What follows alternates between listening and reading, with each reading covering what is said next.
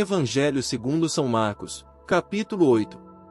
Naqueles dias, como fosse novamente numerosa a multidão, e não tivessem o que comer, Jesus convocou os discípulos e lhes disse: Tenho compaixão deste povo. Já há 3 dias perseveram comigo e não têm o que comer. Se os despedirem em jejum para suas casas, desfalecerão no caminho, e alguns deles vieram de longe. Seus discípulos responderam-lhe: Como poderá alguém fartá-los de pão aqui no deserto? Mas ele perguntou-lhes: Quantos pães tendes? 7. Responderam. Mandou então que o povo se assentasse no chão. Tomando os 7 pães, deu graças, partiu-os e entregou-os a seus discípulos, para que os distribuíssem, e eles os distribuíram ao povo. Tinham também alguns peixinhos. Ele os abençoou e mandou também distribuí-los. Comeram e ficaram fartos, e dos pedaços que sobraram levantaram 7 cestos. Ora, os que comeram eram cerca de 4.000 pessoas. Em seguida, Jesus os despediu. E, embarcando depois com seus discípulos, foi para o território de Dalmanuta. Vieram os fariseus e puseram-se a disputar com ele e pediram-lhe um sinal do céu, para pô-lo à prova.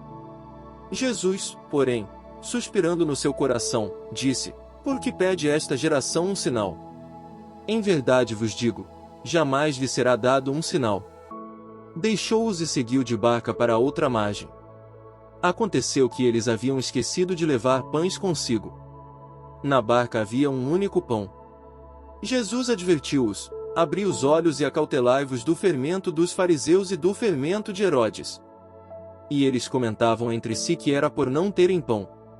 Jesus percebeu e disse-lhes: Por que discutis por não terdes pão? Ainda não tendes refletido nem compreendido. Tendes, pois, o coração insensível. Tendo olhos, não vedes. E tendo ouvidos, não ouvis. Não vos lembrais mais. Ao partir eu os 5 pães entre os 5.000, quantos cestos recolheste cheios de pedaços? Responderam-lhe: 12. E quando eu parti os 7 pães entre os 4.000 homens, quantos cestos de pedaços levantastes? 7 responderam-lhe. Jesus disse-lhes: Como é que ainda não entendeis? Chegando eles a Betsaida, trouxeram-lhe um cego e suplicaram-lhe que o tocasse. Jesus tomou o cego pela mão e levou-o para fora da aldeia. Pôs-lhe saliva nos olhos e, impondo-lhe as mãos, perguntou-lhe: Vês alguma coisa? O cego levantou os olhos e respondeu: Vejo os homens como árvores que andam. Em seguida, Jesus lhe impôs as mãos nos olhos e ele começou a ver e ficou curado, de modo que via distintamente de longe. E mandou-o para casa, dizendo-lhe: Não entres nem mesmo na aldeia. Jesus saiu com os seus discípulos para as aldeias de Cesareia de Filipe, e pelo caminho perguntou-lhes: Quem dizem os homens que eu sou? Responderam-lhe os discípulos: João Batista, outros, Elias, outros, um dos profetas. Então, perguntou-lhe Jesus: E vós, quem dizeis que eu sou? Respondeu Pedro: Tu és o Cristo. E ordenou-lhe severamente que a ninguém dissessem nada a respeito dele. E começou a ensinar-lhes que era necessário que o Filho do Homem padecesse muito, fosse rejeitado pelos anciãos, pelos sumos sacerdotes e pelos escribas, e fosse morto, mas ressuscitasse depois de 3 dias.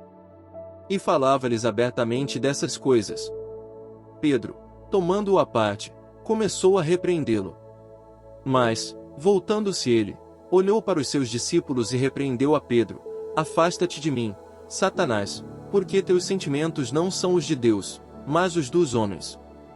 Em seguida, convocando a multidão juntamente com os seus discípulos, disse-lhes: Se alguém me quer seguir, renuncie-se a si mesmo, tome a sua cruz e siga-me. Porque o que quiser salvar a sua vida, irá perdê-la, mas o que perder a sua vida por amor de mim e do Evangelho, irá salvá-la. Pois que aproveitará ao homem ganhar o mundo inteiro, se vier a perder a sua vida? Ou que dará o homem em troca da sua vida?